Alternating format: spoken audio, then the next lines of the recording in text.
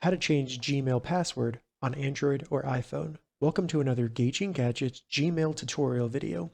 In this video, I'm going to show you how to easily change your Gmail password on your phone. And the steps to do this will be exactly the same either if you're on an iPhone or an Android phone. All right, so to get started, the first thing we need to do is simply open up the Gmail app on our phone.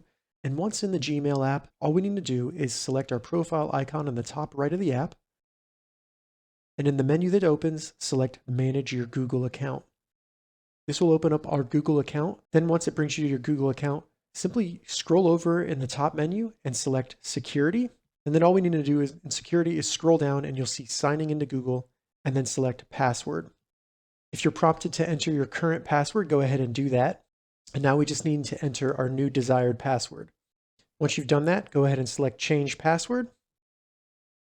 You'll then update that password in your account, and you've now changed your Gmail password on your phone. All right, so that's how you change your Gmail password on an Android or an iPhone. If you have any questions about this, leave a comment below. I'll get back to you as soon as I can. If you'd like to see more Gmail tips and tutorials, check the links in the description.